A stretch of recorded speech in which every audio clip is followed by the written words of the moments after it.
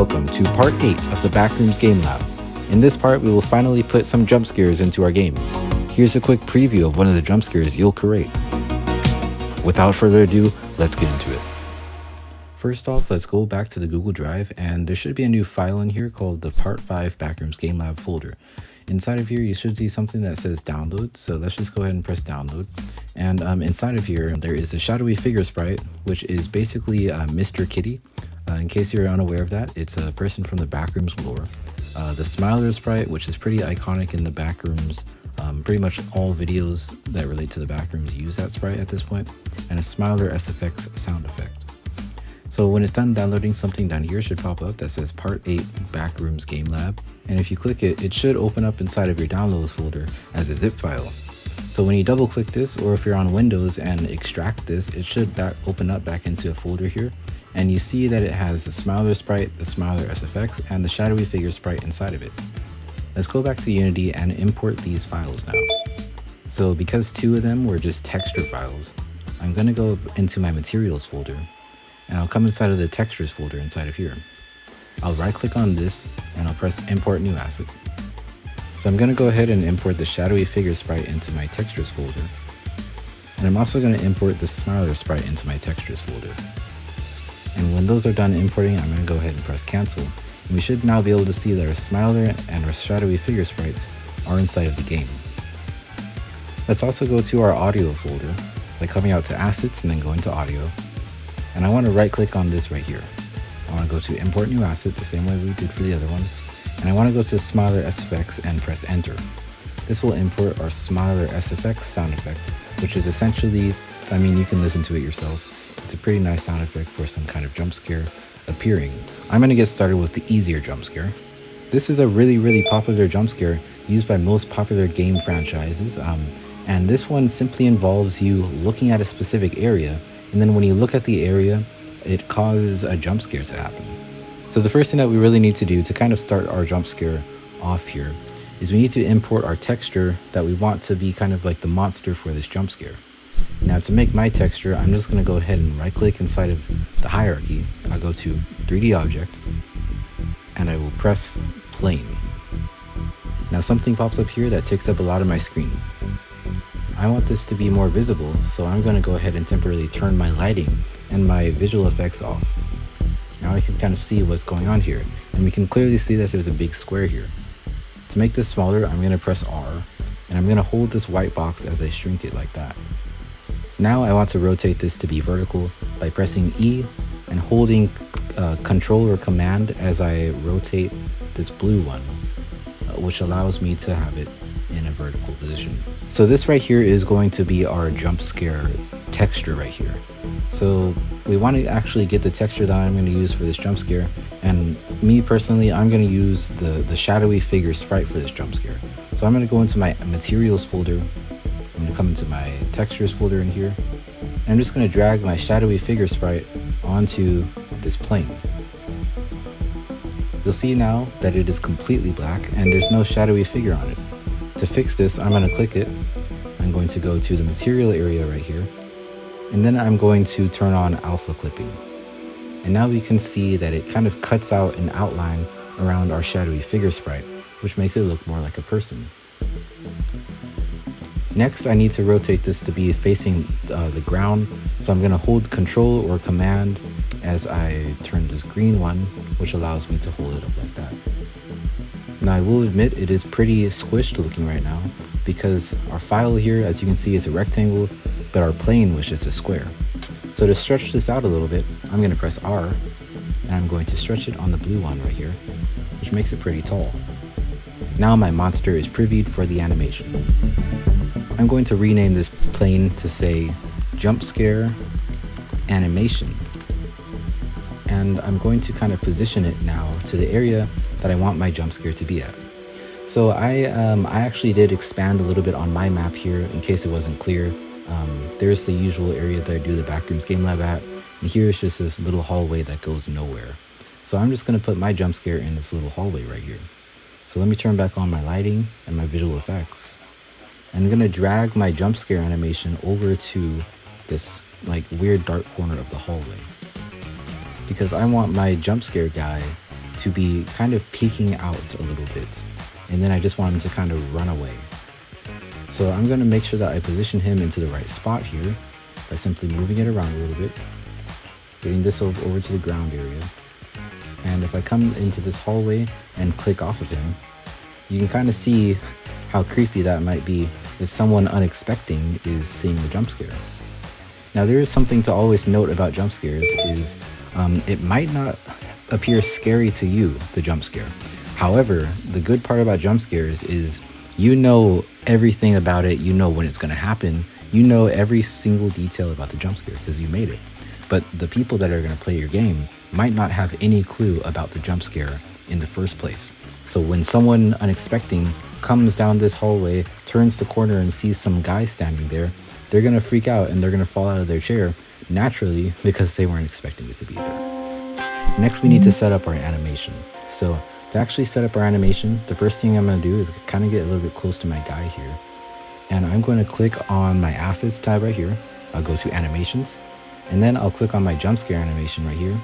And I will first of all close this material. Then I'll press add component. And I want to add an animation to it. Next, if I go ahead to my animation tab, I'm going to click on it. And if it's not there, you can get it by just pressing the three dots, going to add tab and clicking animation. But I'm going to press create right here. And now we're going to create a new animation for our jump scare guy. So I'm going to name this jump scare Jumpscare 001. And then to make this jump scare, as we did before with the flickering light, I'm just going to go ahead and press this record button right here. Now everything's turning red, like that horrible Netflix movie. So the animation I'm going to do is I'm going to have this guy peeking out. So I'm just going to have him peek out and then go back. Pretty simple. So the first thing I'm going to do is turn off my lighting and my visual effects so I can see better. And I'm going to, first of all, move this guy over here for the first frame. And this is going to be my first frame right here. Next, for my second frame, I'm going to come over to, I think, the half a second mark right here, which is the 0.30 right here. And I'm going to bring him out like this and peek him out a little bit like that.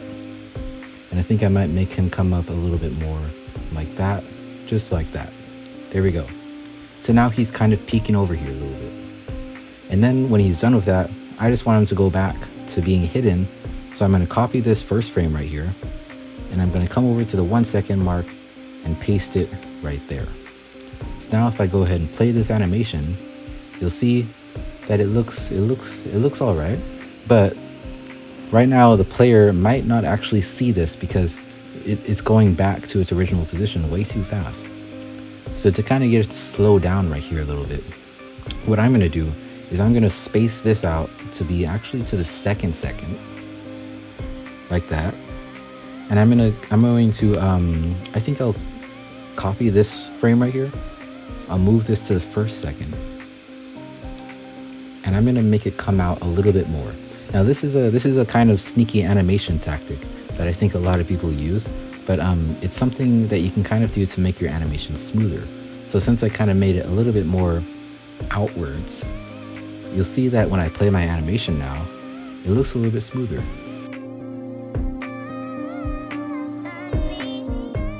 Now what I can do is I can change my rotation, all of my rotation right here, and I can unsync it a little bit. And then it'll look even more like a real legitimate animation.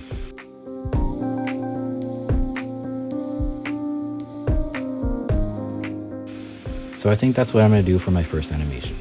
However, there is something pretty important here that we want to do before we actually sign off on this.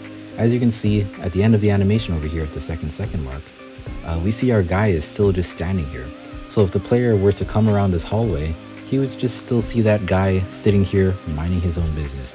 And in our world, we don't want our enemies minding their own business. So what we're going to do to hide this guy is essentially just turn off the mesh renderer at the final frame of our animation. So now you'll see at the very end here, he goes invisible.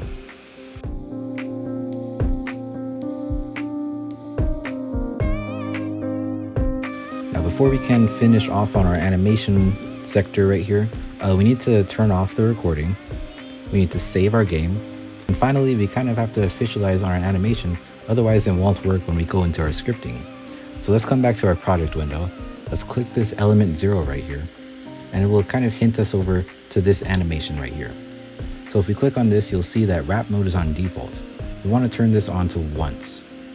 So now it will only play once. Let's go back to our jump scare animation now, and we want to drag our jump scare animation, or jump scare 001, over to where it says animation or none animation clip. Finally, we want to turn off play automatically.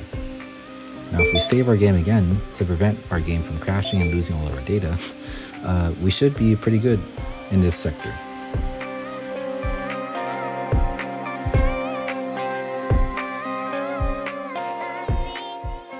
Next, we're going to make our trigger.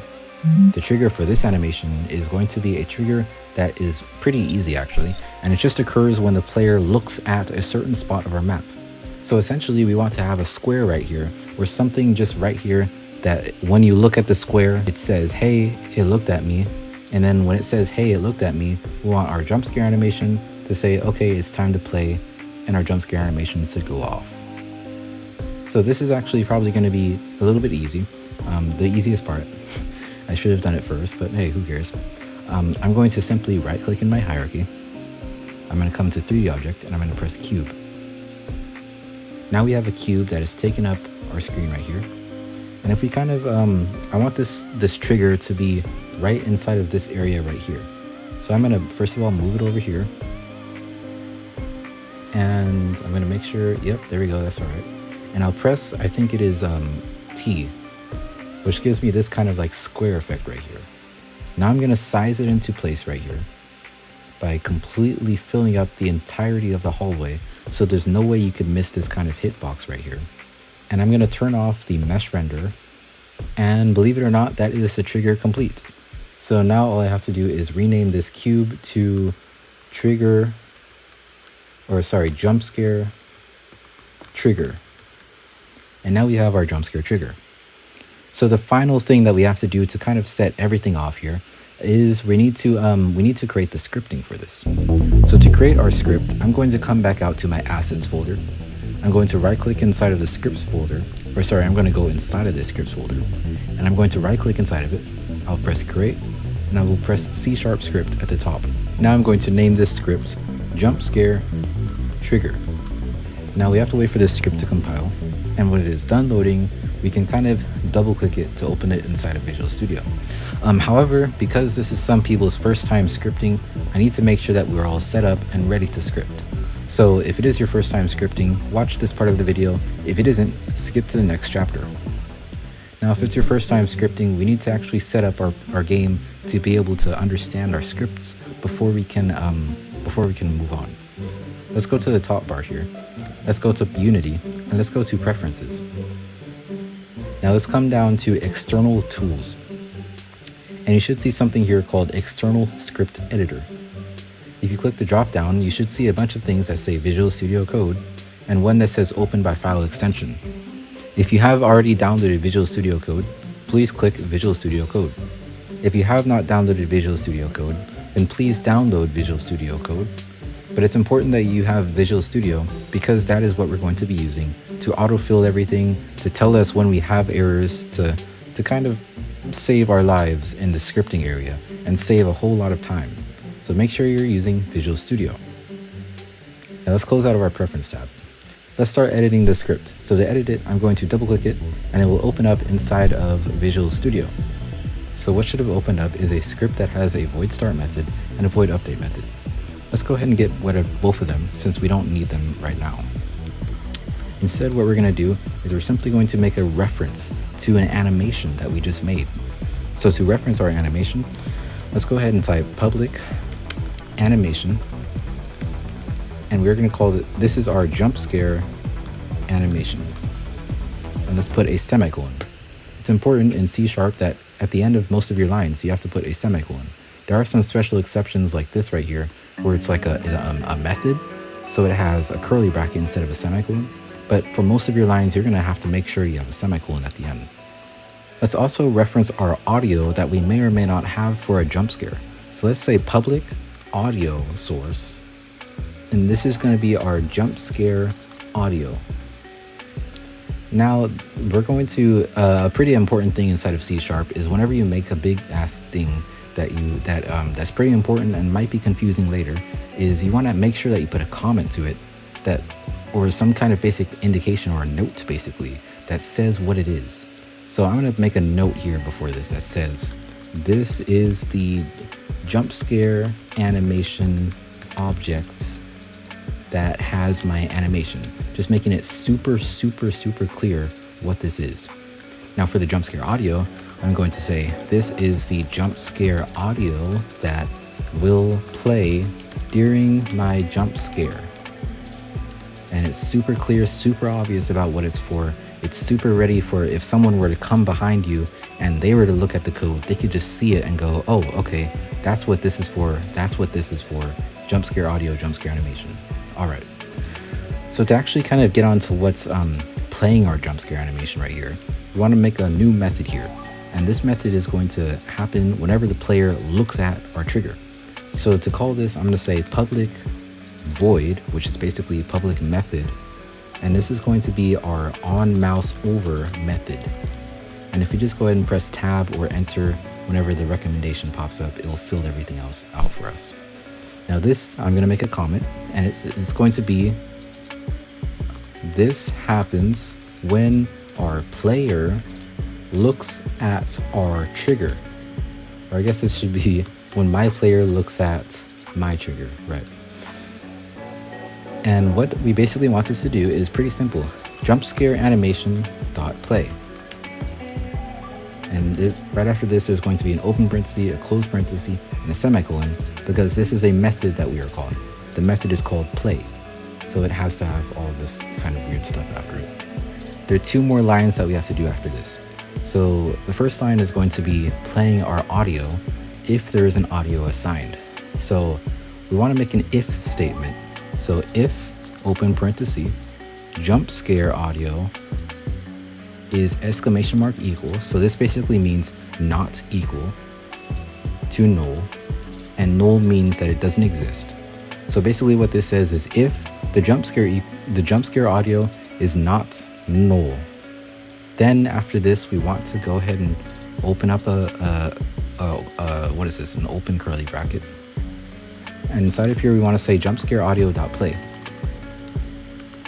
And then of course after this as well we need the open parenthesis, closed parenthesis, semicolon. Now after this, the final line that we have to do is we have to disable this jump scare trigger so that it cannot be accidentally used.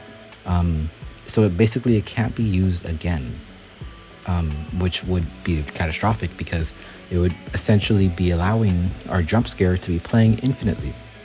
That's the last thing that we want. We don't want our jump scare to be playing infinitely. So to turn it off, we're simply just going to say game object, or make it really clear. This game object dot set active, open parenthesis, false, semicolon, and this is going to be our script complete. Now let's go ahead and make some comments here. The comment before this is going to say this plays our animation, because that's what it does. The comment before this is going to say if my jump scare audio exists, then play it. And this final line over here is going to say turns the jump scare trigger off so it doesn't loop endlessly. And in case this isn't like really clear what this does, it basically makes it so it's not required for you to assign an audio. You can have an audio, you don't have to have an audio. Either way, it's not going to make an error in your script. So now that we've finished our script, we can go ahead and close out of Visual Studio now, and we can go back to our game. So it should be, right over here. And you will see something pops up on the screen that says reload script assemblies. What this is doing is what I explained earlier.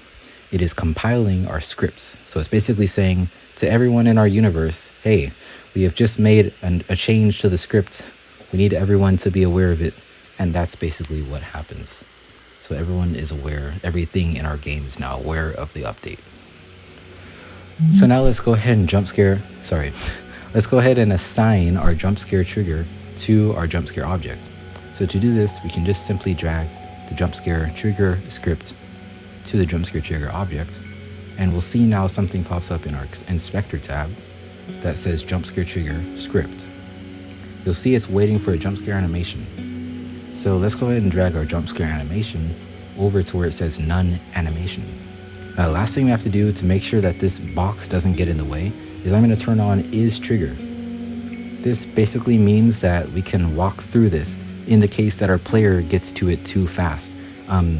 If it's not a trigger, then when the player gets to it, they might accidentally hit it, or they might not be able to walk through it. So basically, is trigger makes it so that it is translucent. So let's go into our game tab here, and let's press play.